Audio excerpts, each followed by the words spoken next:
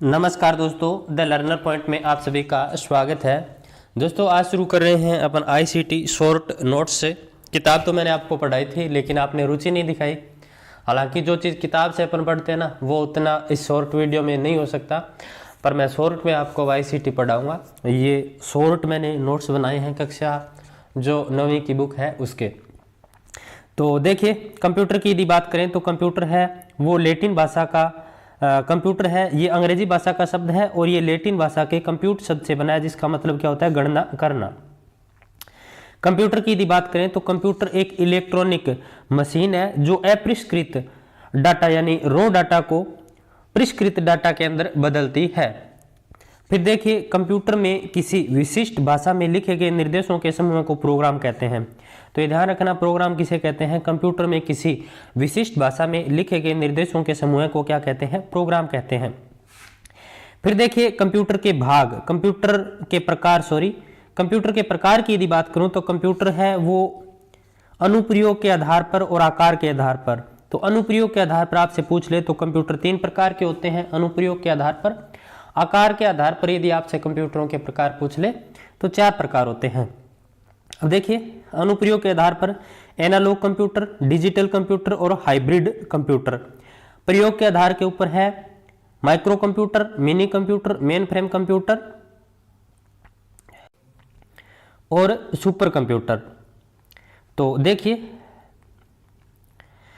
Analogue computer यानी सबसे पहले अपन अनुप्रयोग के आधार पर कंप्यूटरों को पढ़ते हैं। एनालॉग कंप्यूटर, एनालॉग कंप्यूटर की बात करें तो भौतिक रूप से उपलब्ध डाटा पर ये कार्य करते हैं।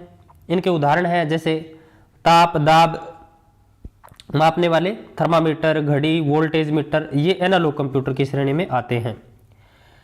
फिर देखिए, डिजिटल कंप्यूटर की बात करें तो डिजिटल कंप्यूटर ये अंकों के ऊपर कार्य करते हैं जो बाइनरी डिजिट के रूप में होते हैं। बाइनरी डिजिट होता है 0 और 1। फिर देखिए, हाइब्रिड कंप्यूटर की बात करें तो एनालॉग और डिजिटल दोनों कंप्यूटर को इसके अंतर्गत गुण होते हैं। फिर देखिए इधर माइक्रो कंप्यूटर यानी आकार के आधार पर माइक्रो कंप्यूटर, तो माइक्रो कंप्यूटर है ये आकार के अंदर बहुत छोटे होते हैं, ठीक है। जैसे डेस्कटॉप हो गया, लैपटॉप हो गया, पाम टॉप हो गया, नोटबुक और टैबलेट, ये माइक्रो कंप्यूटर के उदाहरण हैं। मिनी कंप्यूटर की बात करें तो ये मध्यम आकार वाले होते हैं और मध्यम आकार के सामान्य उद्देश्य वाले कंप्यूटर मिनी कंप्यूटर की श्रेणी में आते हैं। फिर देखिए, मेन फ्रेम आकार में बड़े, कार्य करने की गति तीव्र और संग्रहण क्षमता अधिक होती है इनकी, जैसे IBM 4300, IBM 4381, वेक्स 8842 आदि। फिर देखिए, सुपर की बात करें तो आकार बड़ा, संग्रहण क्षमता व कार्य गति सर्वाधिक। भारत के सुपर कंप्यूटर की बात करें तो भारत का सुपर कंप्यूटर है परम। ध्यान रखना, भारत का सुपर कंप्यूटर है परम। फिर देखिए, सीरे, NEC, CDC, ये सुपर कंप्यूटर के कुछ उदाहरण हैं। फिर देखिए, कंप्यूटर के उपयोग की यदि बात करें तो chatting, net telephony, e commerce, e banking, e governance आदि में किया जाता है।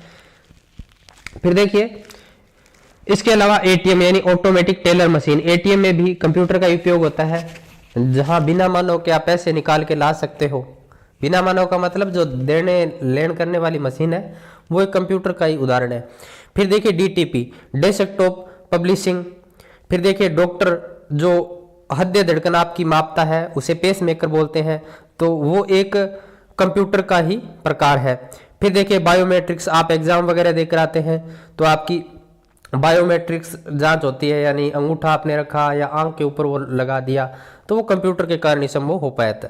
फिर देखिए, CBT कंप्यूटर बेस्ड टीचिंग, जैसे अब आप पढ़ रहे हैं तो ये कंप्यूटर बेस्ड टीचिंग ही है, तो ये कंप्यूटर के कारण ही संभव हो पाई है। फिर देखिए, CAE यानी कंप्यूटर एडेड इंजीनियरिंग, भवन निर्माण, पुल वगैरह बनाते हैं तो उसमें कंप्यूटर एडेड इंजीनियरिंग का प्रयोग किया जाता है। फिर देखिए, CAD कंप्यूटर एडेड डिजाइनिंग, घर वगैरह बनाते हैं उससे पहले उसका नक्शा बना देना, 3D आकार में पूरा घर का नक्शा दे देना, वो CAD होता है, कंप्यूटर के द्वारा संभव है। फिर देखिए, MIDI musical instrument digital interface, तो ये भी कंप्यूटर के ऊपर आप बिना आपके पास मतलब म्यूजिकल इंस्ट्रूमेंटल के आप कंप्यूटर के ऊपर नई नई धुनों का निर्माण कर सकते हैं। फिर देखिए विशेषता, गति, शुद्धता, सक्षमता, स्मरण शक्ति, व्यापक उपयोग, स्वचालन, संग्रहण क्षमता, ये कंप्यूटर की विशेषताएं हैं। फिर देखिए सीमाएं, सोचने समझने की क्षमता नहीं होती है कंप्यूटर में, आपने जैसा डाटा दे दिया ना उसी के आधार पर वो आपको आउटपुट देगा। फिर देखिए डाटा सुरक्षित रखना इसमें मुश्किल होता है कंप्यूटर में, वायरस का इसमें खतरा रहता है कंप्यूटर के अंदर। फिर देखिए कंप्यूटर की पीढ़ियां, तो देखिए प्रथम पीढ़ी के कंप्यूटर 1942 से 1955। तो प्रथम पीढ़ी के जो कंप्यूटर थे उनमें वैक्यूम ट्यूब का उपयोग किया जाता था। वैक्यूम ट्यूब है ये आकार में बहुत बड़ी होती थी, इसलिए कंप्यूटर का आकार भी क्या होता था, बड़ा होता था। कार्य करने की गति क्या होती थी, धीमी होती थी। मशीनी भाषा व असेंबली भाषा का इसमें उपयोग किया जाता था। इस श्रेणी के कुछ कंप्यूटर है एनईएफ, एनीवेक। फिर देखिए द्वितीय पीढ़ी के कंप्यूटर 1955 से 1964, ये ट्रांजिस्टरों पर आधारित थे। किस पर, ट्रांजिस्टरों पर। ट्रांजिस्टर का आविष्कार किया था ब्रेल लेब्रोरिटिज ने, ठीक है। ये वैक्यूम ट्यूब से छोटे आकार के होते हैं ट्रांजिस्टर, इसलिए कंप्यूटर का आकार भी क्या हो गया, छोटा हो गया। विद्युत की खर्च कम और गति तीव्र होगी थोड़ी प्रथम पीढ़ी के कंप्यूटर से। ट्रांजिस्टर तकनीक पर आधारित प्राथमिक मेमोरी का इनमें उपयोग होता था। इस श्रेणी के कुछ कंप्यूटर है IBM 70, IBM 1600, CDC 3600। फिर देखिए तृतीय पीढ़ी। तृतीय पीढ़ी की बात करें तो 1964 से 1975 ट्रांजिस्टरों के स्थान पर IC यानी एकीकृत परिपथ, IC की फुल फॉर्म होती है इंटीग्रेटेड सर्किट्स। आकार और छोटा हो गया, यानी IC है ना वो ट्रांजिस्टरों से ही छोटी होती है, तो आकार और छोटा हो गया कंप्यूटर का और कार्य करने की गति और तीव्र हो गई। इस श्रेणी के कंप्यूटर IBM 360, LCL 1900, वेक्स 750। फिर देखिए चतुर्थ पीढ़ी, तो 1975 से लेकर 1989 का जो टाइम था वो था चतुर्थ पीढ़ी का। IC के स्थान पर VLSI यानी very large scale integrated circuit प्रयुक्त होने लगा। इसे ही माइक्रोचिप कहते हैं। क्या कहते हैं, माइक्रोचिप कहते हैं। VLSI को ही माइक्रोचिप कहते हैं। फिर देखिए नोट पहला माइक्रोचिप 1970 में इंटेल कॉरपोरेशन ने इंटेल 4004 तैयार किया था। माइक्रो प्रोसेसर युक्त कंप्यूटर को ही माइक्रो कंप्यूटर कहते हैं। आकार छोटा, गति अति तीव्र हो गई कंप्यूटरों की। इसके अंतर्गत laptop, desktop, palm top, mini computer, mini frame computer, super computer ये आते हैं। फिर देखिए पंचम पीढ़ी, तो ये वर्तमान में विकसित अवस्था में है। फिर देखिए कंप्यूटर की कार्यप्रणाली। कंप्यूटर की कार्यप्रणाली की यदि अपन बात करें तो कंप्यूटर है वो एक तंत्र के रूप में कार्य करता है, ठीक है। और इसकी मुख्यतः 3 इकाइयां हैं, सिस्टम यूनिट, इनपुट यूनिट और आउटपुट यूनिट। ये तीनों मिलकर के एक तंत्र का निर्माण करते हैं जिसे हम कंप्यूटर कहते हैं। यानी CPU अलग पड़ा है, मॉनिटर अलग पड़ा है, ठीक है, आपका प्रिंटर अलग पड़ा है, ये सारी चीजें अलग पड़ी है। तो क्या वो कंप्यूटर कहलाएंगे? नहीं, कंप्यूटर नहीं कहलाएंगे वो। जब उनको परिपथों के द्वारा जोड़ दिया जाता है एक साथ, तभी वो एक समूह के रूप में, एक तंत्र के रूप में कार्य करेगी, तो वो एक कंप्यूटर तंत्र कहलाता है। सबसे पहले देखिए सिस्टम यूनिट। सिस्टम यूनिट की यदि बात करें तो यह कंप्यूटर का मुख्य भाग है। इसी के अंदर CPU होता है, यानी सेंट्रल प्रोसेसिंग यूनिट होता है। CPU को कंप्यूटर का दिमाग या मस्तिष्क कहते हैं। अधिकतर परिपथ है वो सिस्टम यूनिट में ही होते हैं। मदरबोर्ड मुख्य परिपथ होता है जिनमें अन्य सारे परिपथ है वो कनेक्ट रहते हैं। फिर देखिए इनपुट यूनिट। इनपुट यूनिट की यदि बात करें तो keyboard, mouse, floppy disk, scanner ये इनपुट यूनिट है।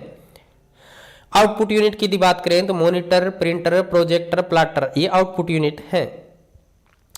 फिर देखिए केंद्रीय संसाधन इकाई CPU।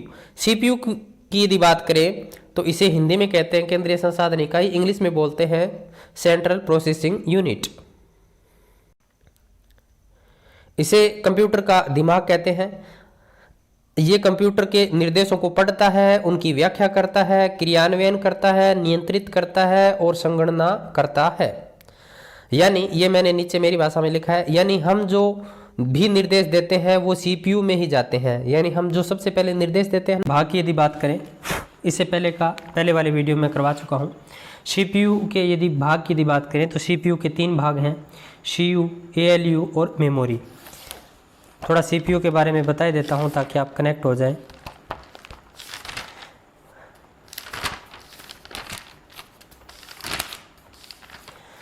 देखिए, सीपीयू जिसे कंप्यूटर का मस्तिष्क कहते हैं, जो निर्देशों को पढ़ता है, व्याख्या करता है, क्रियान्वयन करता है, नियंत्रित करता है, संगणना करता है, यानी सेंट्रल प्रोसेसिंग यूनिट। इतना मैंने पीछे बताया था सीपीयू के बारे में।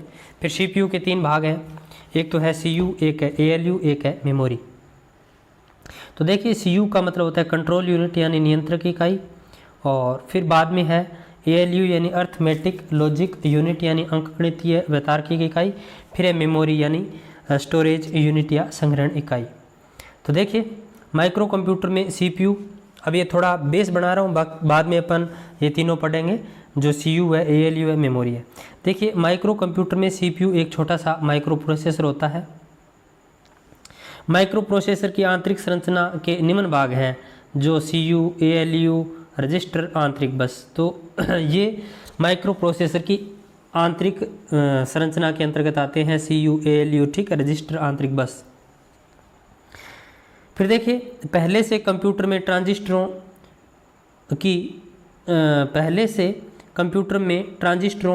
को संयोजित करके बनाया गया, यानी पहले के जो कंप्यूटर थे ना, उसमें ट्रांजिस्टरों को संयोजित करके बनाया गया था। पहले के कंप्यूटरों में ट्रांजिस्टर को संयोजित करके बनाया गया था। ट्रांजिस्टरों की संख्या जैसे जैसे बढ़ती गई, इसमें ट्रांजिस्टरों का परिपथ अधिक जटिल होता गया, यानी और ज़्यादा वायर बढ़ते गए, और ज़्यादा वायर उसमें बढ़ते गए, तथा परिपथ में अधिक ताप उत्पन्न होने लग गया, यानी वो गर्म होने लग गया। इसलिए माइक्रो प्रोसेसर का आविष्कार हुआ। तो पहले भी मैं बता चुका हूँ आपको ये कंप्यूटर की वीडियो में।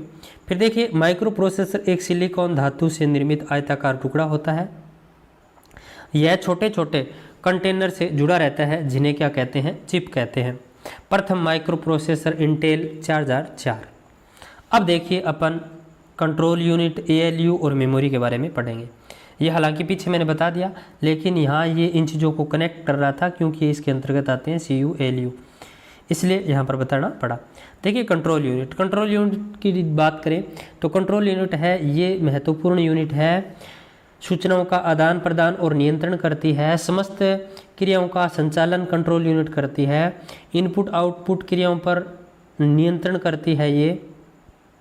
मेमोरी को पढ़ना, व्याख्या करना, वांछित क्रिया को संपादित करना, निर्देश देना, ये कंट्रोल यूनिट के ही कार्य हैं। और कंट्रोल यूनिट है यही एएलयू को बताती है कि डाटा मेमोरी में कहाँ है, क्या क्रिया करनी है, परिणाम या निष्कर्ष कहाँ संग्रहित होने हैं, ये कंट्रोल यूनिट ही बताती है। फिर देखिए, जो निर्देश है वो विद्युत संकेत के रूप में जाते हैं बस के द्वारा। बस किसे बोलते हैं, तारों के समूह को। तो ये ध्यान रखना, बस किसे कहते हैं, तो तारों के समूह को कहते हैं कंप्यूटर में बस। फिर देखिए, ये 2 फुल फॉर्म पहले देख लीजिए, आगे आएगी। रैम का मतलब होता है रैंडम एक्सेस मेमोरी, रोम का मतलब होता है रीड ओनली मेमोरी। मैंने ऊपर लिख दिया, आगे इनकी फुल फॉर्म नहीं लिखी है। फिर देखिए, अंकगणितीय तार्किक इकाई यानी एएलयू। एएलयू की बात करें तो ये एक इलेक्ट्रॉनिक परिपथ है जो अंकगणितीय क्रियाएं करता है। कंट्रोल यूनिट की निगरानी में ये कार्य करता है। 10 लाख गणनाएं प्रति सेकंड करता है ये। एएलयू में अनेक रजिस्टर और एक्यूमुलेटर होते हैं जो गणनाओं के दौरान क्षणिक संग्रहण हेतु मेमोरी का कार्य करते हैं। तो ये ध्यान रखना कि एएलयू में रजिस्टर और एक्यूमुलेटर होते हैं जो क्षणिक मेमोरी का कार्य करते हैं, क्षणिक मेमोरी का कार्य करते हैं, तो ये ध्यान रखना। फिर देखिए, मेमोरी, और इसकी एएलयू की फुल फॉर्म ऊपर आपको बता चुका मैं, यानी अर्थमेटिक लॉजिक यूनिट। फिर देखिए, मेमोरी का मतलब है संग्रहण से। देखिए, मेमोरी 2 प्रकार की होती है, एक तो होती है मुख्य मेमोरी, एक होती है बाह्य मेमोरी। मुख्य मेमोरी को आंतरिक मेमोरी या प्राथमिक मेमोरी भी कहते हैं। और ये जो मुख्य मेमोरी है, मेन मेमोरी है, ये सीपीयू का ही एक भाग है, ठीक है, यानी सीपीयू के अंदर ही होती है। मुख्य मेमोरी तीव्र गति से कार्य करने वाली होती है। और इसे दो भागों में अपन बांट सकते हैं, रैम और रोम। रैम की यदि बात करें तो रैंडम एक्सेस मेमोरी यानी ये अस्थायी होती है रैम, और इसे वॉयलेट यानी अस्थिर मेमोरी भी बोलते हैं। कंप्यूटर बंद होते ही ये मेमोरी है ये हट जाती है, तो ये ध्यान रखना, कंप्यूटर बंद हो गया तो ये हट जाती है, ठीक है। फिर देखिए रोम, ये स्थायी है, इसे नॉन वॉयलेट मेमोरी भी बोलते हैं। कंप्यूटर बंद होने पर भी ये स्थायी रहती है। एग्जाम्पल है बायोस यानी बेसिक इनपुट आउटपुट सिस्टम, तो ये ध्यान रखना, ये रोम का एक एग्जाम्पल है बायोस, ठीक है। और कंप्यूटर बूटिंग का संबंध बायोस से है, ध्यान रखना, कंप्यूटर बूटिंग का सिस्टम है वो बायोस से ही है। फिर देखिए बाह्य मेमोरी, इसे द्वितीयक मेमोरी भी बोलते हैं। डाटा स्थायी रूप से इसमें सुरक्षित रहता है।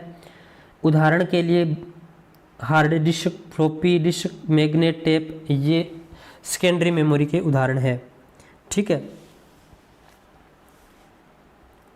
और ये चुंबकीय या प्रकाशीय होती है, तो ये चीज़ भी आप ध्यान में रखना। फिर देखिए बाइनरी अंक, बाइनरी अंक 0 और 1 को बोलते हैं बाइनरी अंक। कंप्यूटर बाइनरी भाषा को समझता है, ये ध्यान रखना। फिर देखिए रोम, और यदि दोस्तों इसकी डिटेल आपको समझनी है तो पीछे पार्ट पढ़ा रखे मैंने, पहला और दूसरा, वहाँ जाकर आप वीडियो देख लेना, क्योंकि यहाँ मैं पूरी डिटेल नहीं बता सका। डिटेल बताऊँगा फिर वीडियो बड़ा हो जाएगा, फिर आप नहीं देखेंगे, इसलिए तो मैंने फिर शॉर्ट में लिखना शुरू किया। रोम देखिए, रोम है, इसके 3 प्रकार है, प्रोम, ई प्रोम, ई प्रोम। देखिए प्रोम, नीचे इसकी फुल फॉर्म लिख रखी, आगे बता दूंगा। प्रोम, इसमें लिखा एक बार जा सकता है, पढ़ा बार बार जा सकता है, तो ये ध्यान रखना। ये रोम की जो पी रोम है इसकी विशेषता है, लिखा एक बार जा सकता है, इसमें पढ़ा बार बार जा सकता है। ई प्रोम की यदि बात करें तो इसमें प्रोग्राम मिटाया जा सकता है, इसमें मिटाया नहीं जा सकता, एक ही बार लिखा जा सकता है, बार बार पढ़ सकते हैं बस। इसमें मिटाया जा सकता है, वह नया प्रोग्राम डाला जा सकता है। मिटाने हेतु पराबैंगनिक किरणों का उपयोग किया जाता है ई प्रोम में। ई प्रोम की यदि बात करें तो प्रोग्राम मिटाया जा सकता है, डाला जा सकता है, ठीक है, और इसमें मिटाया जाता है विद्युत तरंगों के माध्यम से, ठीक है।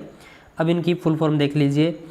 प्रोम यानी programmable read only memory, E PROM यानी erasable programmable read only memory, E PROM यानी electrically erasable programmable read only memory. अब देखिए मेमोरी की इकाइयाँ, ये महत्वपूर्ण है। मेमोरी की सबसे छोटी इकाई होती है बिट। 8 बिट से मिलकर 1 बाइट का निर्माण होता है। सामान्य मापन में बाइट इकाई काम में ली जाती है। तो यहाँ 3 प्रश्न निकलते हैं कि मेमोरी की सबसे छोटी इकाई कौन सी है, तो बिट है, और 8 बिट मिलकर 1 बाइट का निर्माण करते हैं। बिट बहुत छोटी इकाई है, इसलिए सामान्यतः बाइट इकाई का उपयोग मापन में काम में लिया जाता है। अब देखिए पहले ये क्रम देख लीजिए मेमोरी का। तो मेमोरी की इकाइयों का bit, byte, kilobyte, megabyte, gigabyte, terabyte. तो ये आपसे आरोही क्रम में पूछ रख सकते हैं, अवरोही क्रम में पूछ सकते हैं, छोटे से बड़े क्रम में पूछ सकते हैं, तो ये ध्यान रखना आप, ठीक है। अब देखिए 4 बिट है, ये 1 निब्बल के बराबर होता है। 8 बिट है, ये 1 बाइट के बराबर होता है। 1024 बाइट है, 1 किलोबाइट के बराबर होता है। 1024 KB है, ये 1 मेगाबाइट के बराबर होता है। 1024 मेगाबाइट है, ये गीगाबाइट के बराबर होता है। 1024 गीगाबाइट है, 1 टेराबाइट के बराबर होता है। 1024 टेराबाइट है, ये 1 पेराबाइट के बराबर होता है। फिर देखिए सॉफ्टवेयर और हार्डवेयर। देखिए जो कंप्यूटर तंत्र होता है उसका निर्माण यदि बात करें तो एक तो सॉफ्टवेयर और एक हार्डवेयर, इन दोनों से मिलकर होता है। सॉफ्टवेयर की यदि बात करें तो कंप्यूटर को क्या करना है उसके लिए उसके लिए जो निर्देश होते हैं उनको ही सॉफ्टवेयर कहते हैं। क्या कहते हैं? सॉफ्टवेयर कहते हैं। इन्हें देखा और छुआ नहीं जा सकता है सॉफ्टवेयरों को। और हार्डवेयर कंप्यूटर के मूर्त वे भाग होते हैं जिन्हें हम देख सकते हैं, छू सकते हैं, जैसे CPU, कीबोर्ड, माउस, स्पीकर आदि। सॉफ्टवेयर ही हार्डवेयर को क्रियाशील बनाते हैं। वेरी वेरी इंपॉर्टेंट है, अकेला हार्डवेयर कुछ नहीं कर सकता, सॉफ्टवेयर है वही हार्डवेयर को क्रियाशील बनाता है। निर्देशों के समूह को क्या कहते हैं? प्रोग्राम कहते हैं। तो ये चीज़ आप ध्यान में रखना। फिर देखिए सॉफ्टवेयर की यदि बात करें तो 2 प्रकार के होते हैं। एक तो होते हैं एप्लीकेशन सॉफ्टवेयर, एक होता है सिस्टम सॉफ्टवेयर। एप्लीकेशन सॉफ्टवेयर है ये विशेष या निश्चित कार्यों हेतु होते हैं। जैसे आप मोबाइल में प्ले स्टोर में जाकर के अलग अलग एप्लीकेशन डाउनलोड करते हैं, मौसम विभाग से संबंधित या कोई जीके से संबंधित, मूवी से संबंधित, तो अलग अलग सॉफ्टवेयर वो अलग अलग काम करता है। ऐसे कंप्यूटर में अलग अलग सॉफ्टवेयर है वो अलग अलग काम करते हैं, जिन्हें एप्लीकेशन सॉफ्टवेयर कहा जाता है। गेम के लिए अलग होता है, ठीक है, कोई वॉइस रिकॉर्ड करने के लिए एप्लीकेशन अलग होता है। फिर देखिए सिस्टम सॉफ्टवेयर, कंप्यूटर को संचालित करने हेतु सिस्टम सॉफ्टवेयर है वो काम में लिया जाता है। ये एप्लीकेशन सॉफ्टवेयर का आधार है सिस्टम सॉफ्टवेयर, इसके बिना एप्लीकेशन सॉफ्टवेयर है वो काम नहीं करेगा। देखिए सभी सॉफ्टवेयरों का निष्पादन करता है ये। उपयोगकर्ता व कंप्यूटर हार्डवेयर के मध्य संबंध स्थापित करता है। विभिन्न सॉफ्टवेयरों के निर्माण में काम आता है ये। Memory, processor, input output device को कंट्रोल करता है ये। तो ये सिस्टम सॉफ्टवेयर ध्यान रखना आप। फिर देखिए कंप्यूटर की भाषाएं, कंप्यूटर पर कार्य करने के लिए जिस भाषा का उपयोग किया जाता है उसे यूजर भाषा या कंप्यूटर भाषा कहते हैं। कंप्यूटर बाइनरी या मशीनी भाषा को समझता है, इंपॉर्टेंट है। बाइनरी डिजिट 0 और 1 मैंने बता दिया। यूजर भाषा को मशीनी भाषा में बदलने के लिए ट्रांसलेटर का उपयोग किया जाता है। तो यूजर भाषा को मशीनी भाषा में बदलने के लिए किसका उपयोग किया जाता है? ट्रांसलेटर का उपयोग किया जाता है। कंप्यूटर की मुख्यतः 3 भाषाएं हैं। तो देखिए एक तो है मशीनी या निम्न स्तरीय जिसे LLL बोलते हैं, एक है संयोजन या असेंबली मिडल भाषा बोलते हैं जिसे MLL बोलते हैं, एक है उच्च स्तरीय भाषा जिसे HLL बोलते हैं। यानी low level language, middle level language, high level language. अब देखिए सबसे पहले निम्न स्तरीय भाषा की यदि बात करें तो 0 और 1 ये बाइनरी भाषा, मशीनी भाषा इसे कंप्यूटर समझता है, ठीक है। तो ये निम्न स्तरीय भाषाएं हैं, बाइनरी भाषा, मशीनी भाषा और इसे कंप्यूटर समझता है। इस भाषा में कार्य करना कठिन होता है, ठीक है, यानी बाइनरी भाषा में या मशीनी भाषा में कार्य करना क्या होता है? थोड़ा कठिन होता है। इस भाषा में कंप्यूटर तीव्र गति से कार्य करता है क्योंकि ट्रांसलेटर सॉफ्टवेयर की इसमें क्या है? आवश्यकता नहीं होती। जैसे आपने ए डाला ना कीबोर्ड पर, ए प्रेस किया तो तुरंत उसके ऊपर आपके मॉनिटर पर ए टाइप हो जाएगा। तो ये कार्य तो तीव्र गति से करती है लेकिन थोड़ी कठिन होती है, ठीक है। फिर देखिए संयोजन, असेंबली या मिडिल भाषा यानी मिडिल लेवल लैंग्वेज। मशीनी भाषा की कमियों को दूर करने के लिए मिडिल लेवल लैंग्वेज आई थी। बाइनरी भाषा के संचालन, देखिए बाइनरी भाषा के स्थान पर सांकेतिक भाषा या निम्नोनिक कोड का प्रयोग किया जाने लगा। मशीनी भाषा में इस कोड को बदलने के लिए असेंबलर, तो ध्यान रखना मशीनी भाषा में जो सांकेतिक भाषा है इसको मशीनी भाषा में बदलने के लिए किसका उपयोग किया जाता?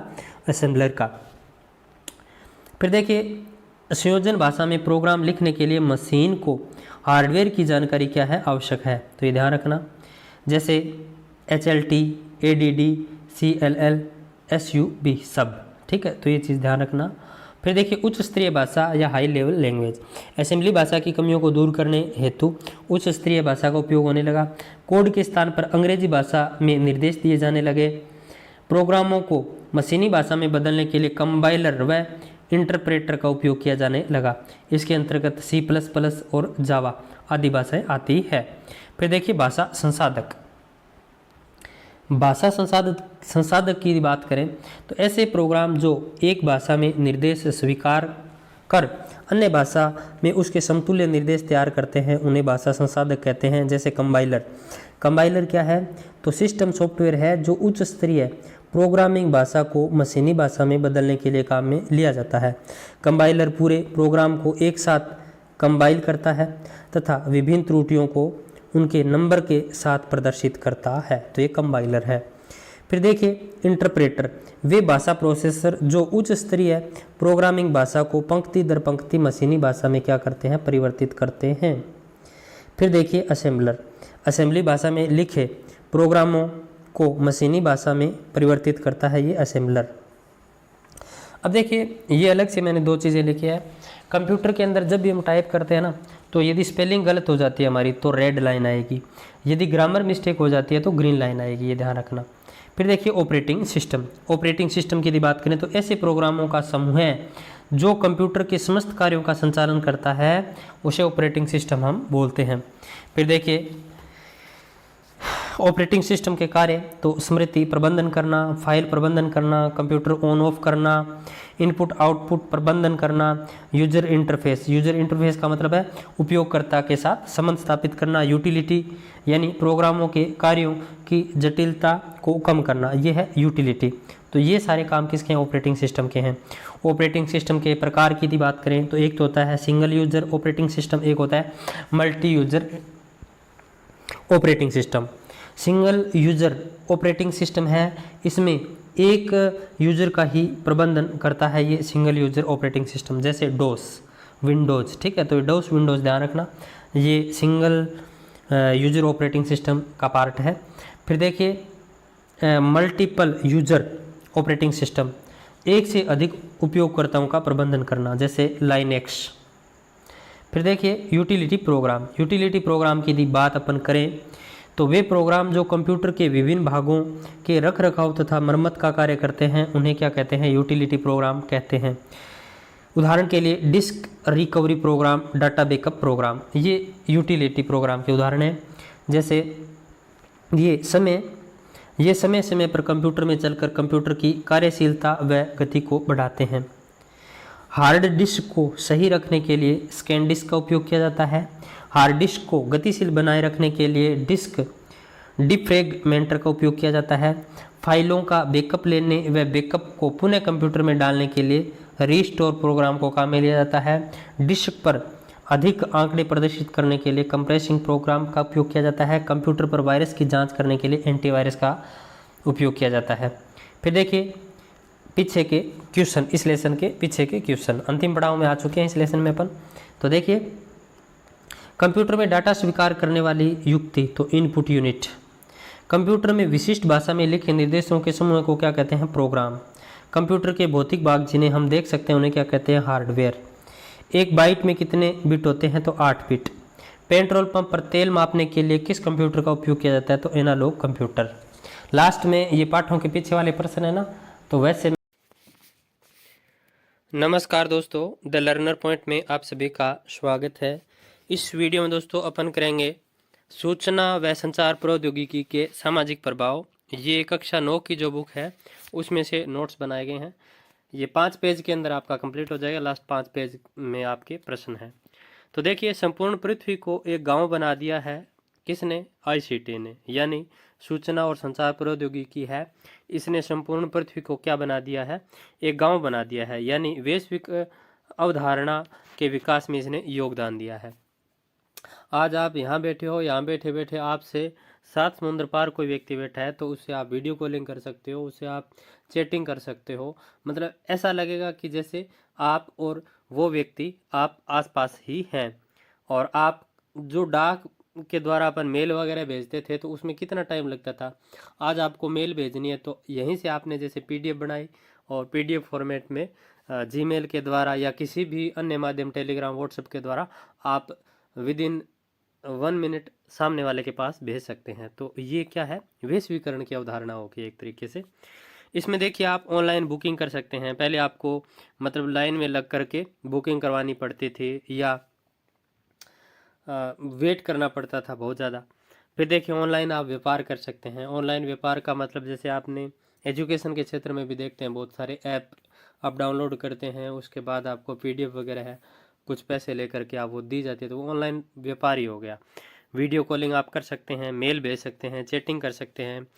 पानी के बिल और बिजली के बिल अपन भरने जाते थे तो कितना टाइम लगता था, आजकल आप घर से फ़ोनपे से पेटीएम से आप पानी बिजली के बिल है वो भेज सकते हैं। पैसे ट्रांसफ़र कर सकते हैं। पहले बैंक में जाना पड़ता था पैसे ट्रांसफ़र करने के लिए, अब आप घर बैठे बैठे पैसे ट्रांसफ़र कर देते हैं। ई गवर्नेंस में भी इसने योगदान दिया है। ई कॉमर्स यानी वाणिज्य व्यापार है जो ऑनलाइन, उसमें भी इसने योगदान दिया है सूचना व संचार प्रौद्योगिकी ने। अब देखिए इसका प्रभाव क्या है। देखिए जिस चीज़ का लाभ होता है ना उसका नुकसान भी होता है।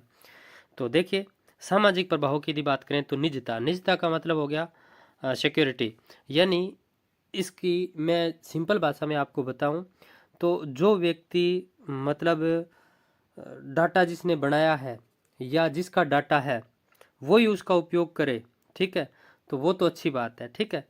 और यदि उसी का कोई और इस्तेमाल कर रहा है तो वो क्या होगी, वो उसकी निजता है जो प्राइवेसी है वो हट जाती है। मान के चलिए आपकी फेसबुक है, आपकी फेसबुक कोई दूसरा व्यक्ति यूज़ कर रहा है तो फेसबुक आप यूज़ कर रहे हो तो ठीक है वो तो निजता है, और कोई आपकी और यूज़ कर रहा है तो वो निजता है वो हट जाती है। तो ये एक सामाजिक प्रभाव है।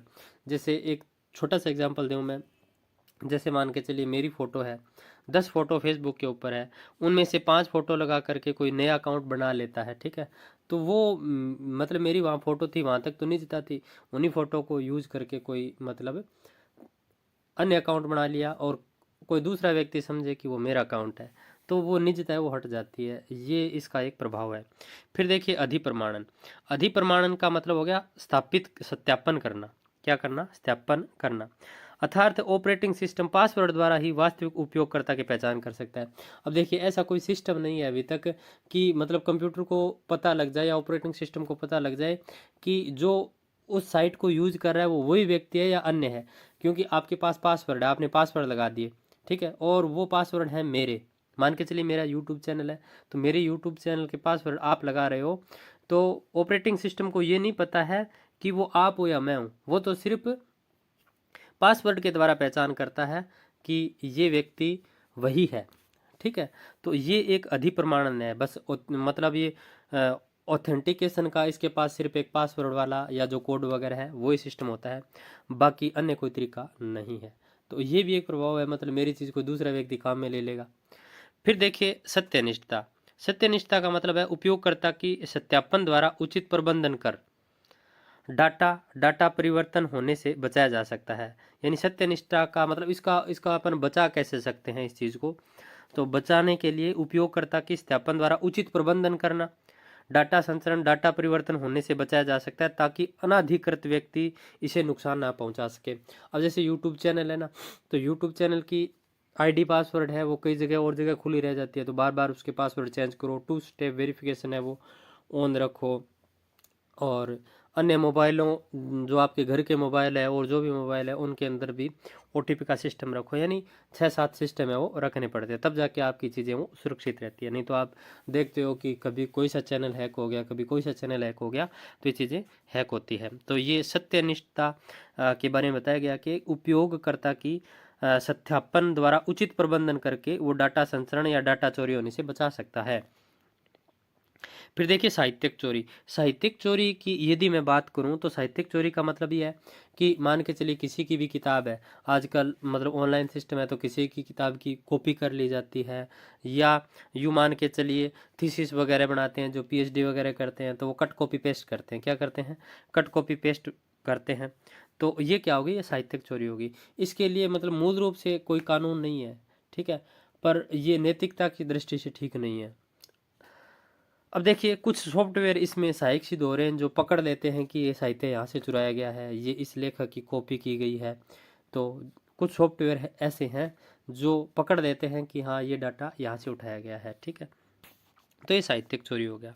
अब देखिए यदि शिक्षार्थी या शोधार्थी शोध करने वाला साहित्य की चोरी करता है तो वो अकादमिक बेईमानी या शैक्षिक छल कहलाता है, ठीक है। अब देखिए बौद्धिक संपदा अधिकार, अब एक अधिकार बना था कि कुछ चीज़ों पर तो रोक लगे, तो वो बना बौद्धिक संपदा अधिकार। बौद्धिक संपदा अधिकार क्या है? तो देखिए संयुक्त राष्ट्र संघ के द्वारा 1967 में बौद्धिक संपदा अधिकार के संरक्षण हेतु WIPO की स्थापना की गई। आगे फुल फॉर्म इसकी बता देता हूँ। WIPO यानी विश्व बौद्धिक संपदा संगठन की स्थापना की गई। कब की गई? 1967 में। किसके द्वारा की गई? संयुक्त राष्ट्र संघ के द्वारा बौद्धिक संपदा संगठन की स्थापना की गई। अब देखिए इसके 184 सदस्य हैं, यानी WIPO के कितने सदस्य? 184। अब देखिए अपन जानते हैं कि बौद्धिक संपदा अधिकार ये है क्या, यानी बौद्धिक संपदा अधिकार क्या है? तो बौद्धिक संपदा अधिकार का मतलब है जिस व्यक्ति ने किसी साहित्य रचना या संगीत बनाया है या उसका मुख्य कलाकार है या रचनाकार है, उसे ये अधिकार है कि उसकी रचना कौन यूज कर रहा है, कहाँ यूज कर रहा है और कैसे उपयोग कर रहा है। तो ये पता होना जरूरी है, मतलब उससे मतलब परमिशन लेनी जरूरी है अपन को, यदि अपन उसका डाटा यूज कर रहे हैं तो, या वो व्यक्ति हमें ऐसे बोलता है कि आप यूज़ कर लीजिए तभी आपको यूज़ करना है। जैसे आपने अपने चैनल पर देखा होगा गणपत सर के अपन वीडियो डालते हैं, कुछ अन्य व्यक्तियों की भी मैं वीडियो डालता हूँ, तो पहले परमिशन लेनी पड़ती है। वो ऐसे बोल देते हैं कि आप कोई बात नहीं यूज़ कर लो। अब गणपत सर है तो गणपत सर से परमिशन ले ली, तो गणपत सर ने ऐसे बोल दिया कोई बात नहीं बेटा आप यूज़ कर लो, ठीक है। तो वो क्या है, वो मतलब अधिकार उनका है उस चीज़ के ऊपर, लेकिन हमने उनसे क्या ले ली? परमिशन ले ली, और उनको ये अधिकार है कि मेरी चीज़ कहाँ यूज़ हो रही है, कैसे यूज़ हो रही है, ठीक है, तो ये हो गया बौद्धिक संपदा अधिकार। अब देखिए WTO यानी विश्व व्यापार संगठन क्या है। तो विश्व व्यापार संगठन, इसकी स्थापना 1995 में की गई, विश्व व्यापार संगठन की। और विश्व व्यापार संगठन के अंतर्गत एक समझौता है ट्रिप्स। क्या है? ट्रिप्स। तो देखना, ये समझना कि विश्व व्यापार संगठन की स्थापना 1995 में की गई। इसमें इसका एक समझौता है WTO का या विश्व व्यापार संगठन का एक समझौता है ट्रिप्स। अब देखिए ट्रिप्स के बारे में यदि जाने तो ट्रिप्स है, इसके अंतर्गत 7 बौद्धिक अधिकारों की चर्चा की गई है। कितने? 7 बौद्धिक अधिकारों की चर्चा की गई है। भारत में निम्न 8 अधिनियम में बौद्धिक संपदा अधिकार सुरक्षित है। तो ध्यान रखना यहाँ पर WTO यानी विश्व व्यापार संगठन की स्थापना 1995, इसका एक समझौता है ट्रिप्स। क्या है? समझौता ट्रिप्स। ट्रिप्स के अंदर 7 बौद्धिक अधिकारों की चर्चा की गई है। कितने? 7 बौद्धिक अधिकारों की। अब देखिए इन 7 बौद्धिक अधिकारों का वर्णन नहीं किया गया था किताब में जो भारत के 8 है उनका वर्णन किया गया। तो इतना ही लिखा गया है कि इसमें 7 बौद्धिक अधिकारों की चर्चा की गई है। अब देखिए भारत में ये पीछे प्रश्न दे रखा है वस्तुनिष्ठ में कि भारत के बौद्धिक संपदा अधिकार कितने हैं, तो 8 है। तो भारत में निम्न 8 अधिनियम में बौद्धिक संपदा अधिकार सुरक्षित है। तो 8 अधिनियम में बौद्धिक संपदा अधिकार सुरक्षित है। तो 8 अधिनियम कौन कौन से हैं देख लेते हैं। देखिए the biological diversity act 2002, the copyright act 1957, the design act 2002। अब देखिए यहाँ पर प्रश्न कैसे बन सकता है, एक बात बता दूं, आपके डेट याद नहीं रहे कोई दिक्कत नहीं है, भी इतनी डेट है ये याद रहे या नहीं रहे, पर वो ऐसे पूछ सकता है कि निम्न में से कौन सा भारत का बौद्धिक संपदा अधिकार है या नहीं है। तो ये तो थोड़ा ध्यान होना चाहिए ना। तो the biological diversity act 2002, the copyright act 1957, the design act 2002। देखिए स्पेलिंग में मिस्टेक हो जाए इंग्लिश में, तो आप समझ जाना मेरी भावनाओं को कि मैं कहना क्या चाहता हूँ। The geographical indications of goods 1999, the patent act 1970, the protection of plant varieties and farmers right act 2001। फिर देखिए 7 number, the semiconductor integrated circuits layout design act 2002, the trademarks act 1999। क्योंकि देखिए इंग्लिश अपना सब्जेक्ट नहीं है तो pronunciation में कोई गलती हो जाए तो हो जाए। फिर देखिए इसके अलावा 2 और अधिकार हैं, वो है एक तो है ट्रेड सीक्रेट, एक संविदा कानून। तो ये भी अलग से बता रखे हैं, तो ये ध्यान में रखना। अब देखिए इनके अलावा कुछ होते हैं ओपन सोर्स सॉफ्टवेयर। क्या होते हैं? ओपन सोर्स सॉफ्टवेयर, उनका संबंध बौद्धिक संपदा अधिकार से अलग है। कैसे? अब ओपन सॉफ्टवेयर का मतलब जैसे आपने विकिपीडिया देखा होगा, मतलब कुछ ऐसे सॉफ्टवेयर होते हैं जो पब्लिक के लिए होते हैं, यानी पब्लिक उनमें चेंज कर सकती है, उनमें बदलाव कर सकती है, उनके पासवर्ड बदल सकती है, ऐसे कुछ सॉफ्टवेयर होते हैं। जैसे एग्जांपल दे रहा हूँ मैं सिर्फ आपको, विकिपीडिया के अंदर आप कोई भी मतलब आप लेख खोल रहे हो ना, तो आप उसमें एडिटिंग कर सकते हो, आप उसमें ऐड कर सकते हो अपनी तरफ से।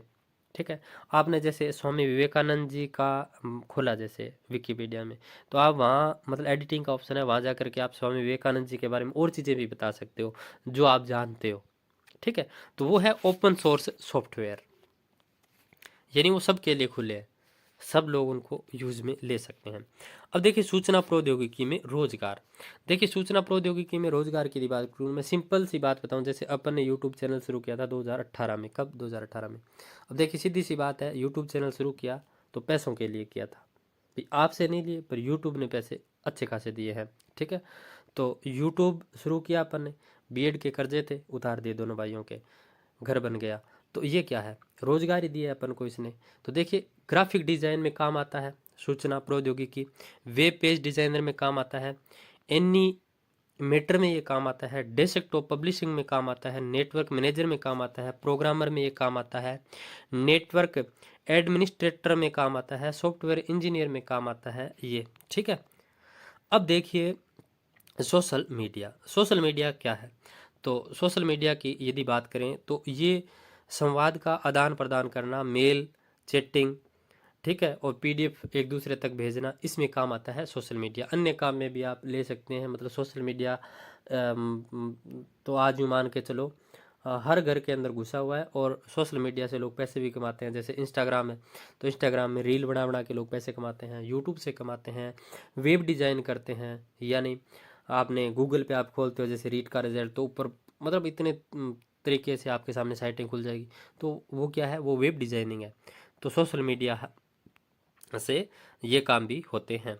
अब देखिए नीचे मैं बताऊं आपको, जो सोशल मीडिया है उनमें एक अच्छा प्रश्न निकल के ये आया, बाकी तो कुछ नहीं था वहाँ इंपॉर्टेंट।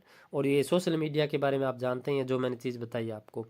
सर्वाधिक उपयोग में ली जाने वाली साइट कौन सी है, तो फेसबुक है। कौन सी है, फेसबुक है। 1 अरब 28 करोड़ लोग इसको यूज में लेते हैं फेसबुक को। फिर देखिए इंस्टाग्राम दूसरा है, इंस्टाग्राम इसको 15 करोड़ लोग हैं ये यूज में लेते हैं। तो आपसे पूछ ले कि सर्वाधिक उपयोग में ली जाने वाली साइट कौन सी है, तो फेसबुक है। फिर देखिए इंफॉर्मेशन टेक्नोलॉजी एक्ट कब बना था, तो 2013 में। ये ध्यान रखना, इंफॉर्मेशन टेक्नोलॉजी एक्ट कब बना, 2013 में। फिर देखिए इसके प्रभाव क्या हो रहे हैं, तो देखिए जो सूचना प्रौद्योगिकी और आईसीटी के प्रभाव क्या क्या हो रहे हैं। तो देखिए मनोवैज्ञानिक प्रभाव बहुत पड़ रहे हैं इससे, यानी चिंता, दुश्चिंता, एकांत प्रिय होते जा रहे हैं लोग। अब मैंने 2019-20 मतलब कोरोना से जस्ट थोड़े पहले एक प्रोजेक्ट था हमारा 6 महीने का करियर काउंसलिंग का, जिसमें एज ए करियर काउंसलिंग मैंने काम किया था, काउंसलर हरियाणा, महाराष्ट्र और गुजरात। तो महाराष्ट्र के अंदर मतलब बच्चों के दिमाग में घुसा हुआ था ये अभी पबजी गेम चल रहा है, ये बच्चे क्लास के अंदर ही बस वैसे ही करते थे। तो जाते ही जो हेडमास्टर होता था स्कूल का वो यही बोलता था कि सर ये पबजी की इनको लत लगी हुई है। ये मतलब पानी पेशाब करने जाते हैं ना तो ऐसे नीचे होकर के चलते हैं, सीढ़ियों पर ऊपर चढ़ते हैं तो वैसे ही चढ़ते हैं। मतलब सोशल मीडिया इतना प्रभावित करता है। हरियाणा की तरफ हम गए थे तो हरियाणा के बच्चे ना उनमें आक्रामकता का प्रभाव बहुत देखा गया था। हमने मतलब है ना वहाँ के शिक्षा अधिकारियों को रिपोर्ट बनाकर भी दी थी, क्योंकि हम साइकोलॉजिकल टेस्ट लेते, जैसे वाक्य पूर्ति परीक्षण होता है उसके अंदर हम टेस्ट लेते। तो मेरा आगे डॉट डॉट डॉट, तो बच्चे क्या लिखते पता है, मेरा मन करता है खून पी जाऊँ, मेरा मन करता है खून कर दूँ। मतलब इस तरीके से वो वाक्य पूर्ति टेस्ट होता है, उसमें 50 मतलब वाक्यांश हमें भरवाने होते हैं, अधूरे वाक्य, तो वो भरकर ऐसे देते थे हमें। तो वो चीज़ें मतलब ये सोशल मीडिया का ही प्रभाव निकल कर आ रहा है, क्योंकि या तो वैसी फिल्में देखते होंगे या उन्होंने किसी को ऐसा आइडियल मान रखा होगा, जो भी है। फिर देखिए शारीरिक दुर्बलता आती है इससे। शारीरिक दुर्बलता कैसे, क्योंकि आउटडोर वर्क करते नहीं है। अब गेम है तो गेम मोबाइल में खेल रहे हैं, लैपटॉप में खेल रहे हैं, ये काम कर रहे हैं घर बैठे बैठे बच्चे, और शारीरिक परिश्रम करते नहीं है। शारीरिक परिश्रम नहीं करते हैं तो उनके क्या होते हैं, शारीरिक दुर्बलता आती है। ठीक है। फिर देखिए समाज से दूर हो जाते हैं, वो समाज से कट जाते हैं, यानी अकेले अकेले रहते हैं, एकांत प्रिय रहते हैं, सामाजिक नहीं रहते वो। संस्कृति का विलोपन होता है इससे।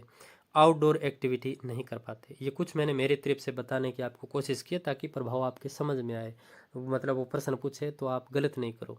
ठीक है, तो ये प्रभाव है।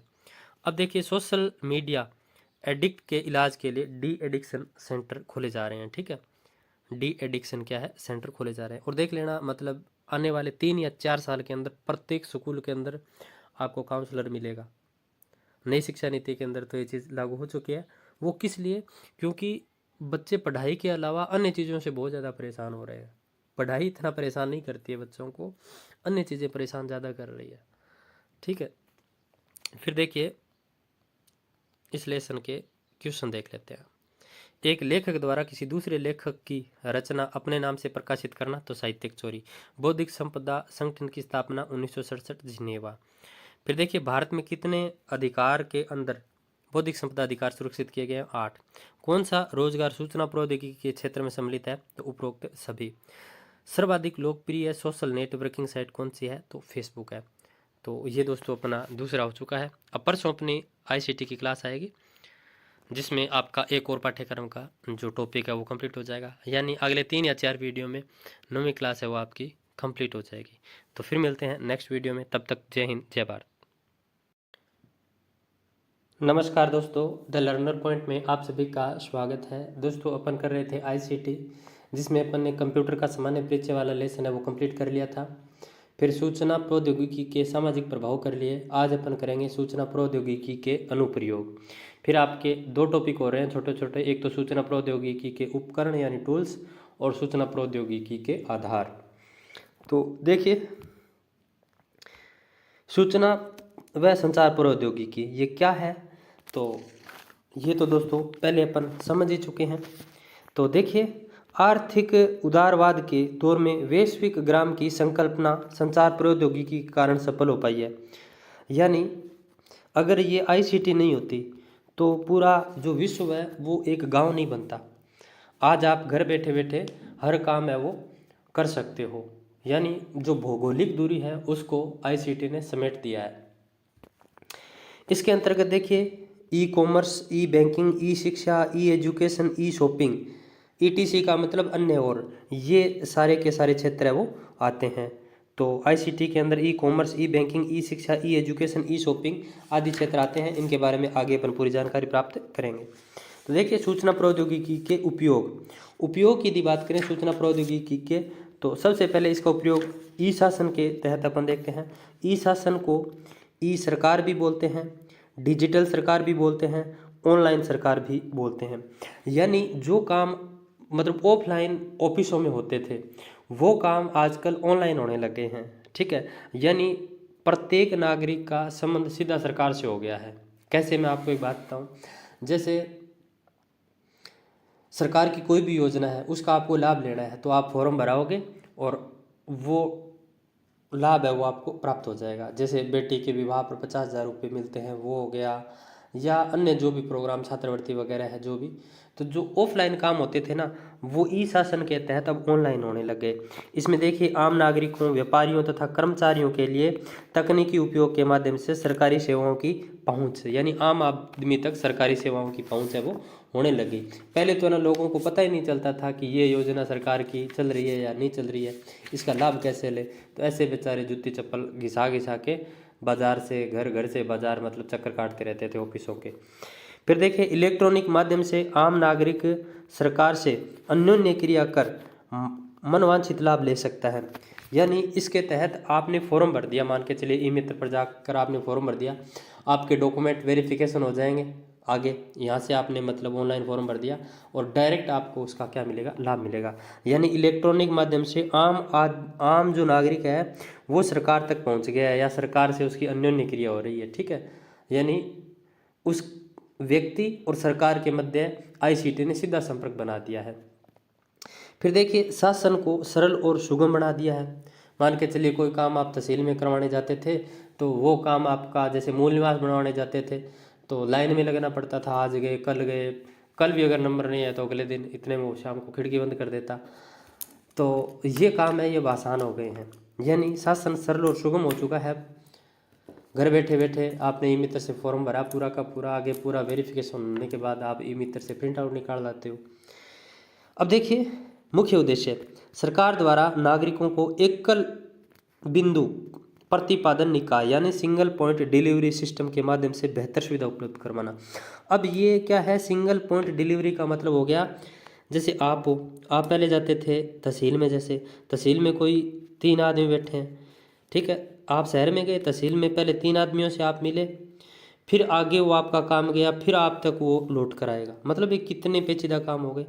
अब ये काम क्या हो गया, एकल बिंदु प्रतिपादन निकाय द्वारा, यानी डायरेक्ट है ना, इसने आपका और अंतिम जो छोर है उसका सीधा संपर्क करवा दिया है। किसने, आईसीटी ने।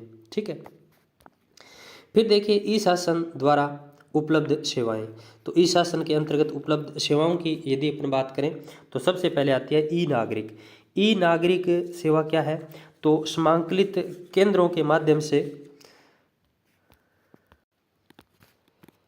समांकलित सेवा केंद्रों के माध्यम से नागरिकों को जन्म मृत्यु प्रमाण पत्र, राशन कार्ड, पासपोर्ट जारी करना, पानी, बिजली, टेलीफोन आदि के बिल जमा करवाना, ये सारी सुविधाएं हैं वो इसके तहत क्या होती है, प्राप्त होती है ई नागरिक के तहत। ठीक है, फिर देखिए ई परिवहन।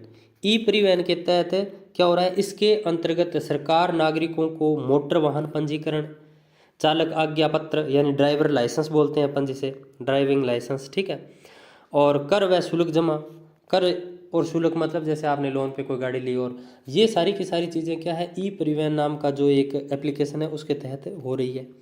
फिर देखिए ई औषधि। ई औषधि क्या है कि चिकित्सालयों का नेटवर्क स्थापित कर नागरिकों को क्या बेहतर सुविधा देना। और अगला देखिए ई शिक्षा।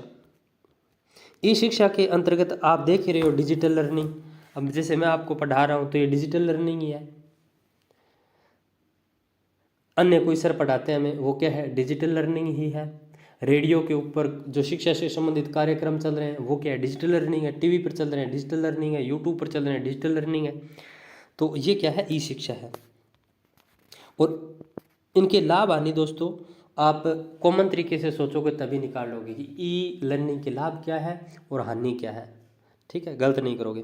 फिर देखिए ई पंजीकरण। ई पंजीकरण का मतलब हो गया, अपन है ना कोई स्टाम्प बनवाने जाते थे और कुछ भी लिखा पढ़ी का काम होता था तो तहसील में जा करके करवा के आते थे। आजकल है ना ई पंजीकरण है वो ऑनलाइन होने लग गया हर चीज़ का। ठीक है, यानी इसके अंतर्गत सरकार नागरिकों को संपत्ति का पंजीकरण, स्थानांतरण, स्टाम्प ड्यूटी जमा कराने की सुविधा क्या है, प्रदान करती है ई पंजीकरण के तहत।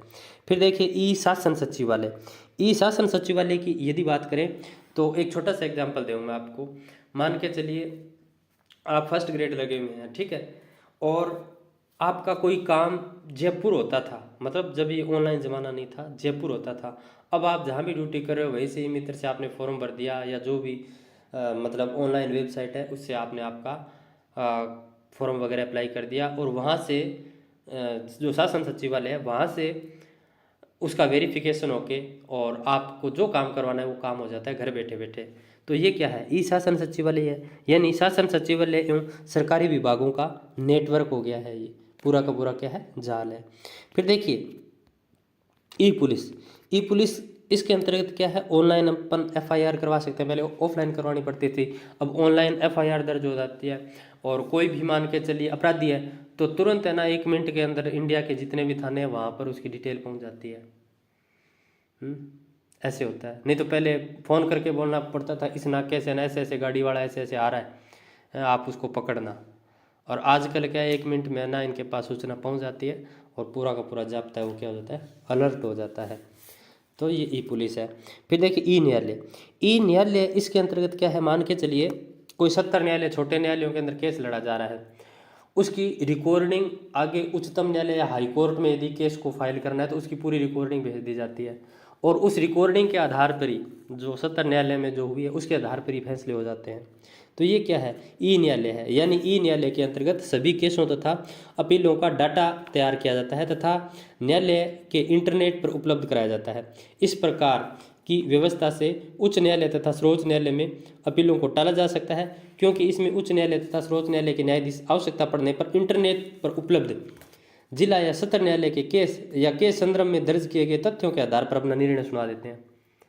यानी टाइम की बचत हो रही है ना, वो पीछे वाला रिकॉर्ड देख लेते हैं जो सत्र न्यायालय जिला न्यायालय में सुनवाई हुई है, उसी को देख करके क्या कर देते हैं, फैसला सुना देते हैं। फिर देखिए ई प्रजातंत्र। ई प्रजातंत्र क्या है, नागरिकों को शासन में भागीदार बनने के लिए। यानी ई प्रजातंत्र एक ऐसी सुविधा है जिसके अंतर्गत नागरिकों की भूमिका शासन को सूचना देने वाले से बदलकर शासन में भागीदार बनाने का प्रयास करती है। यानी आप भी प्रशासन में साथ दीजिए। यानी प्रत्येक व्यक्ति है वो देश निर्माण में, देश के शासन में साथ दे, तो उसको भागीदार बनाया है। पहले कि मतलब कोई चोरी कर रहा है, कुछ भी कर रहा है तो उसकी हमें सूचना देनी होती थी। अब क्या है, ये एक नैतिक दायित्व बना दिया गया, मतलब इसके तहत ई प्रजातंत्र के तहत कि आप भी शासन के हिस्सा हो।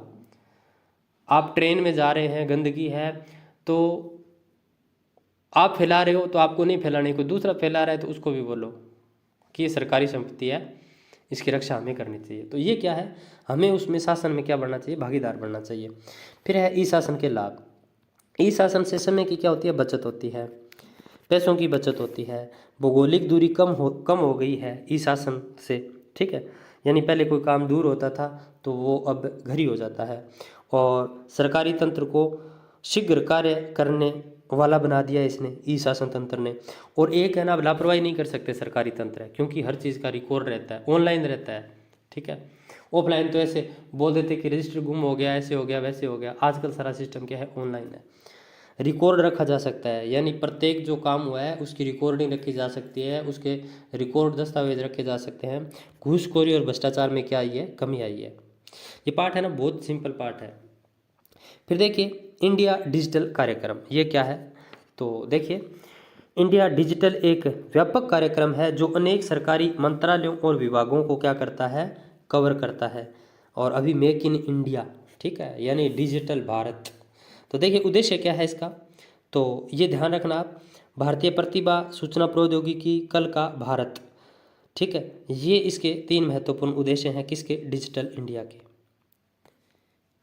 ये आईटी के अंतर्गत आते हैं, यानी इंफॉर्मेशन टेक्नोलॉजी के अंतर्गत आते हैं। एक बार किताब में से मैं पढ़ के बता देता हूँ। देखिए डिजिटल इंडिया भारत सरकार की एक नई पहल है जिसका उद्देश्य भारत को डिजिटल लिहाज से सशक्त समाज और ज्ञान अर्थव्यवस्था में तब्दील करना है। इसके तहत जिस लक्ष्य को पाने पर ध्यान केंद्रित किया जाता है वो है भारतीय प्रतिभा, सूचना प्रौद्योगिकी और कल का भारत, ठीक है। तो ये चीज़ इसके अंतर्गत है वो बताई गई है। फिर देखिए डिजिटल इंडिया कार्यक्रम का समन्वय DEITY, ठीक है, यानी department of electronics and information technology द्वारा किया जाना है। तो डिजिटल इंडिया कार्यक्रम का समन्वय किसके द्वारा किया जाना है, तो आप उत्तर दे देना, ठीक है, ये डाइटी द्वारा या department of electronics and information technology के द्वारा। ये ऐसे कैसी पूरी लाइन किताब में लिख रखी है। फिर देखिए इंडिया डिजिटल इंडिया का विजन, यानी जो डिजिटल इंडिया है उसके विजन है 3, यानी 3 प्रमुख क्षेत्र है। वो कौन कौन से हैं, हर नागरिक के लिए उपयोगिता के तौर पर डिजिटल ढांचा तैयार करना, मांग पर संचालन एवं सेवाएं देना, नागरिकों का डिजिटल सशक्तिकरण करना। तो ये 3 इसके क्या है, क्षेत्र हैं। फिर देखिए आगे वाला, 1 मिनट, हाँ ये रह गया ना, सभी सेवाएं क्लाउड ऐप। इसका मतलब क्या आपको बता देता हूँ कि जो भी सरकारी विभाग है, न्यायालय है, जो भी तंत्र है, उनकी जितनी भी सेवाएं हैं वो ऑनलाइन प्लेटफॉर्म या ऑनलाइन मोबाइल प्लेटफॉर्म पर उपलब्ध करवाना नागरिकों के लिए आवश्यक है या नागरिकों का अधिकार है। तो ये क्लाउड ऐप पर उपलब्ध करवाने का अधिकार है, किस पर, क्लाउड ऐप पर, यानी सभी जितनी भी सेवाएं हैं उनको क्लाउड ऐप पर उपलब्ध रहने का क्या है, अधिकार है, ये नागरिकों का अधिकार है, ठीक है। तो ये चीज़ आप ध्यान में रखना। फिर देखिए डिजिटल भारत कार्यक्रम की सेवाएं, तो मेक इन इंडिया, तो इसके तहत कौन कौन सी सेवाएं हैं, तो सबसे पहले अपन देखते हैं ई मित्र। तो ई मित्र तो आप जानते होंगे, इसके ऊपर आप हर काम करवाते हैं। तो राजस्थान सरकार की जितनी भी योजनाएं हैं वो ई मित्र के तहत आप उनका क्या उठाते हैं, लाभ उठाते हैं। इसके तहत 105 सुविधाएं हैं वो ई मित्र के तहत जुड़ी हुई है, यानी ई मित्र पर 105 सुविधाओं का आप लाभ लेते हैं। और 10 तरह के प्रमाण पत्र ई मित्र की शॉप पर उपलब्ध हैं। तो ये ध्यान रखना, 10 तरह के प्रमाण पत्र, 105 सुविधाएं ई मित्र पर उपलब्ध हैं, ठीक है। और ई मित्र क्या, राजस्थान सरकार की जितनी भी योजनाएं हैं, ठीक है, सरकार से संबंधित, यानी ई गवर्नेंस से संबंधित जितनी भी योजनाएं हैं उन योजनाओं का क्या लेना, लाभ लेना। अब ई मित्र से आप आपके गांव में काम कर लेते हो, कोई भी काम है, मतलब भटकना नहीं पड़ता है। तो ये एक क्या है, ई मित्र पोर्टल है। फिर देखिए ई वाणिज्य। ई वाणिज्य का मतलब क्या है, इंटरनेट से व्यापार करना, जैसे ई बैंकिंग, ई व्यापार, ई शॉपिंग, ये भी ई वाणिज्य के ही प्रकार हैं। आईसीटी ने व्यापार के क्षेत्र में क्या ला दी है, क्रांति ला दी है। अगला देखिए ई बैंकिंग। ई बैंकिंग की यदि बात करें तो किसी बैंक द्वारा की जाने वाली क्रिया मोबाइल, कंप्यूटर, नेट बैंकिंग या ई बैंकिंग द्वारा हो रही है, इसे ई बैंकिंग कहते हैं। और इसमें एक लाइन थी ओटीपी। ओटीपी का मतलब होता है वन टाइम पासवर्ड। अब देखिए इंटरनेट बैंकिंग है, इसके बारे में कुछ सुझाव दिए गए हैं किताब के अंदर। हालांकि वो बहुत सिंपल है, आप कर सकते हो कि आपके खाते के पासवर्ड किसी को नहीं बताने चाहिए, ठीक है। और आप मतलब लेन देन कर रहे हो, ऑनलाइन लेन देन कर रहे हो, तो 1 0 आप जैसे 1000 रुपये भेजने, किसी को 1 0 फालतू लगा दिया तो 10,000 चले जाएंगे। तो इन चीज़ों को थोड़ा सा ना मतलब ध्यान रखना होता है ई बैंकिंग के तहत। और अपने खाते का स्टेटमेंट है वो निकाल के रखना टाइम टाइम पर, जैसे फ़ोनपे हो गया, गूगल पे हो गया, पेटीएम हो गया, इनके पासवर्ड चेंज करते रहना। ये चीज़ें आपको करते रहना चाहिए, नहीं तो इंटरनेट बैंकिंग जितनी लाभदायक है उतनी ही नुकसानदायक है। फिर देखिए ई लर्निंग। ई लर्निंग की यदि बात करें तो ऑनलाइन, डिजिटल, इलेक्ट्रॉनिक या आभासी लर्निंग, ये अन्य नाम है इसके, ई लर्निंग के। अब अपन पढ़ रहे हैं, जैसे मैं आपको पढ़ा रहा हूँ, तो ये एक ई लर्निंग का ही प्रकार है, ठीक है। अब इसके अंदर दो शब्दावली आई थी जो मुझे इंपॉर्टेंट लगी। एक तो थी सिंक्रोन्स, क्या सिंक्रोन्स, एक थी एसिंक्रोन्स। देखिए सिंक्रोन्स क्या है, तो दो व्यक्ति, जैसे मैं आपको पढ़ा रहा हूँ, मैं आपसे दूर बैठा हूँ, आप कहीं दूर बैठे हो, ठीक है, और मैं आपको ऑनलाइन पढ़ा रहा होता, क्या पढ़ा रहा होता, ऑनलाइन, यानी आप नीचे चैटिंग कर रहे होते, मैं आपका जवाब दे रहा होता, तो वो तो है सिंक्रोन्स, यानी अन्योन्य क्रिया हमारी हो रही है। मैं आपके जवाब दे रहा हूँ, आपके जवाबों, आपके जो प्रश्न है उनके मैं जवाब दे रहा हूँ और आप मेरे से जवाब कर रहे हैं, ठीक है। तो ये तो ऑनलाइन जो क्लासेज होती है ना जितने भी, उनको बोलते हैं सिंक्रोन्स। मेरे कहने का भाव समझ गए। और एसिंक्रोन्स में क्या होता है, दो व्यक्ति दूर होते हैं लेकिन वास्तविक समय पर वो ऑनलाइन नहीं होते, सेम टाइम ऑनलाइन नहीं होते।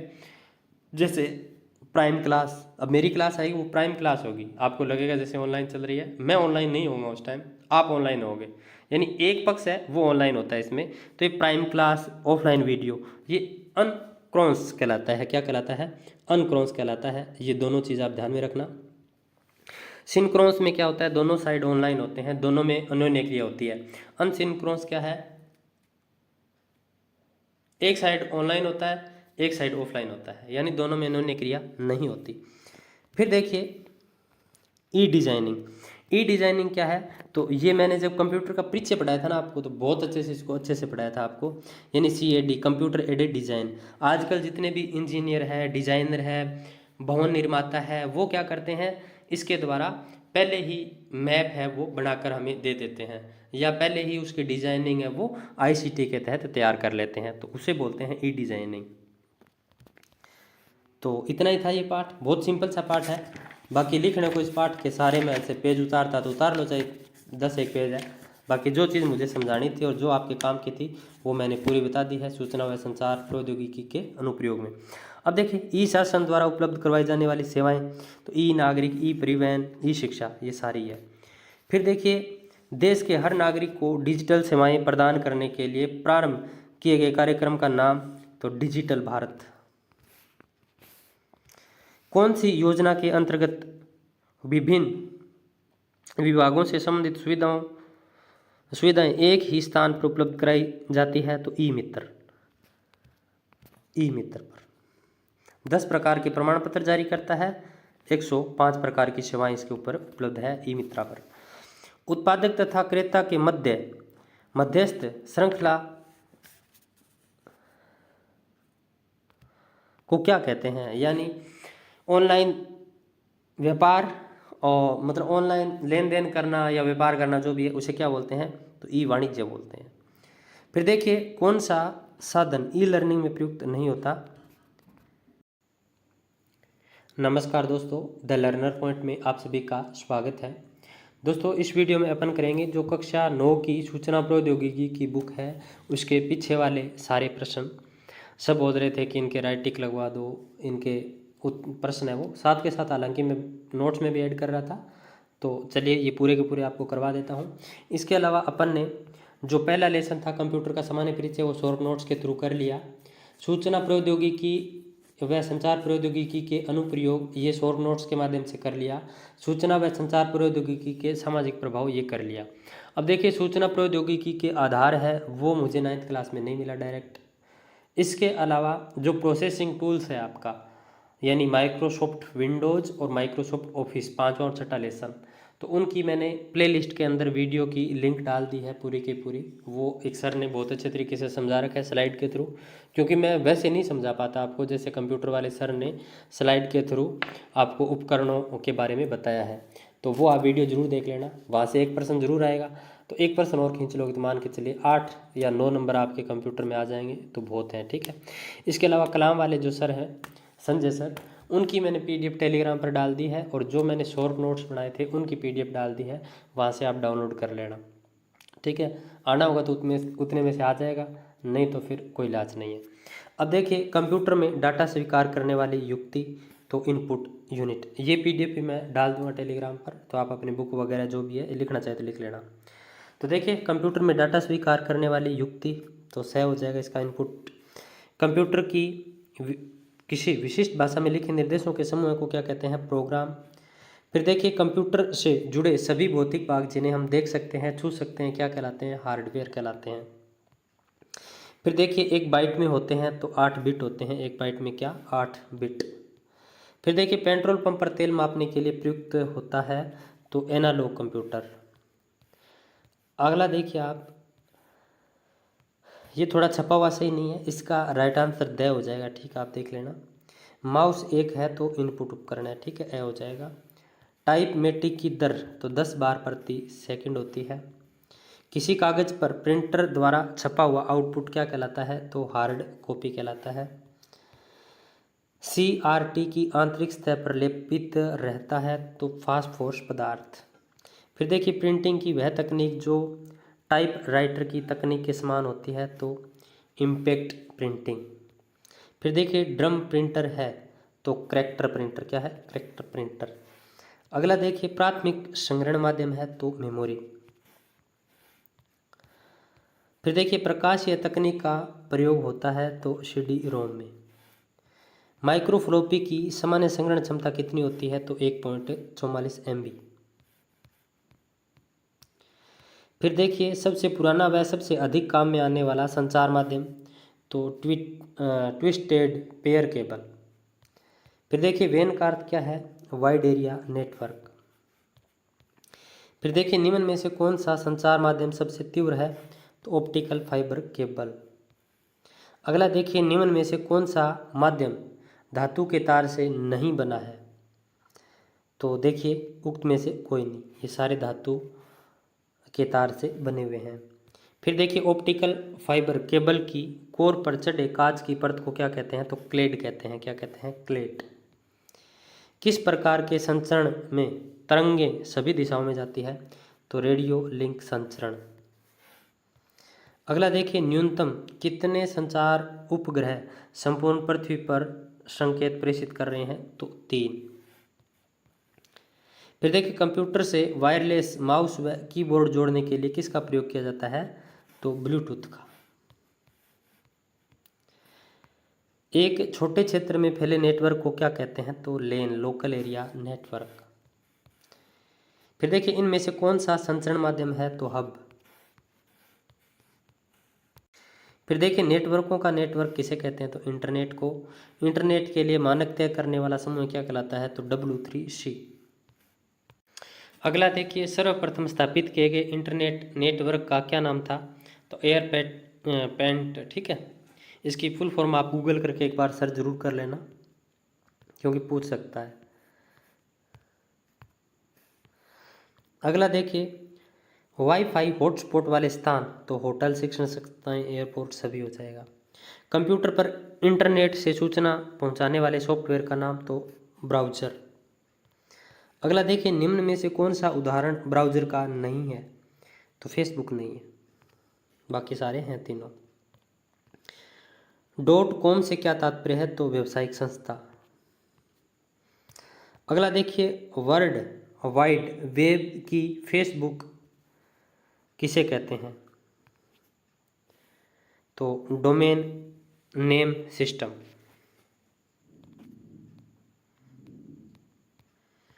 विद्यालयों के लिए मुफ्त में विज्ञापन, मुफ्त खोज की सुविधा प्रदान करने वाला सर्च इंजन का नाम तो बिग। फिर देखिए सर्वाधिक काम में ली जाने वाली इंटरनेट सेवा कौन सी है? तो ईमेल। फिर देखिए विंडोज में किसी फाइल को डिलीट करने पर वह फाइल कहाँ जाती है? तो रिसाइकिल बिन में। MS पेंट की फाइल का विस्तारित नाम क्या होता है? तो MBMP। फिर देखिए निम्न में से पॉइंटिंग डिवाइस कौन सा है? तो माउस। अगला देखिए विंडोज एक्सप्लोरर से जानकारी प्राप्त होती है तो फाइलों व फोल्डरों की। फिर देखिए विंडो की किसी बार में फाइल विकल्प होता है तो मेन्यू बार। अगला देखिए विंडो की सबसे ऊपरी वाली बार में कितने बटन होते हैं? तो 3। कंप्यूटर को बंद करने की क्रिया क्या कहलाती है? तो शट डाउन। निम्न में से GUI पर आधारित ऑपरेटिंग सिस्टम कौन सा है? तो विंडोज 98 और विंडोज XP।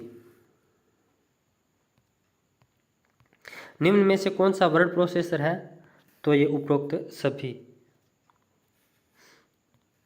वर्ड प्रोसेसर में कर सकते हैं तो अक्षरों के आकार को छोटा बड़ा, पेज में हेडर व फुटर डाल सकते हैं, शब्दों की स्पेलिंग की जांच कर सकते हैं, उपरोक्त सभी।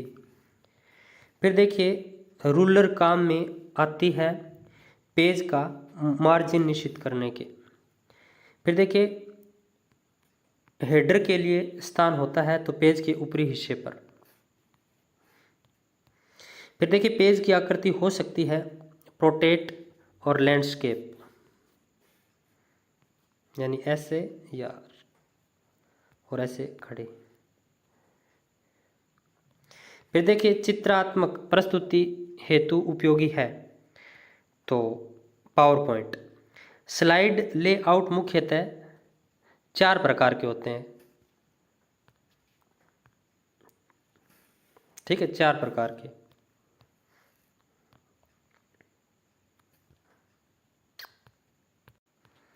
ये एक बार थोड़ा ना मैं चेक करके नीचे पिन कर दूंगा इसका आंसर। अगला देखिए, क्योंकि यहाँ पर 4 लिख रखा है और यहाँ 9 के राइट लगा रखा है तो थोड़ा कंफ्यूज हो रहा है, देख लेंगे अपन, चेक कर लेंगे, बता दूंगा आपको। फिर देखिए पूर्व संधारित प्रस्तुतिकरण की सहायता से प्रस्तुतिकरण तैयार करने हेतु निर्देश है तो टेम्पलेट। प्रस्तुतिकरण में प्रयुक्त स्लाइड के लघु चित्र क्रमानुसार देखने हेतु निर्देश है तो स्लाइड शोल्डर। डिलीट स्लाइड विकल्प उपलब्ध होता है तो एडिट मेन्यू में। ई शासन द्वारा उपलब्ध कराई जाने वाली सेवा तो उक्त सभी हो जाएगा।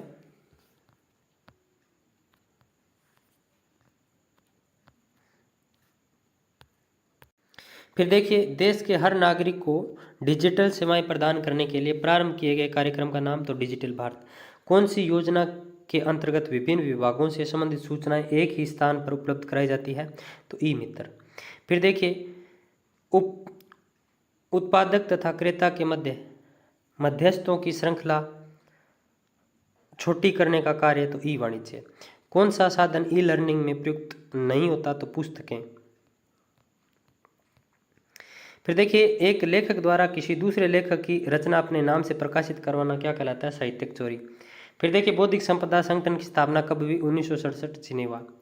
फिर देखिए भारत में कितने अधिनियम के अंदर बौद्धिक संपदा अधिकार सुरक्षित किए गए हैं? तो 8। फिर देखिए कौन सा रोजगार सूचना प्रौद्योगिकी क्षेत्र में सम्मिलित है? तो ये सारे ही हैं, database manager, web developer, system administrator.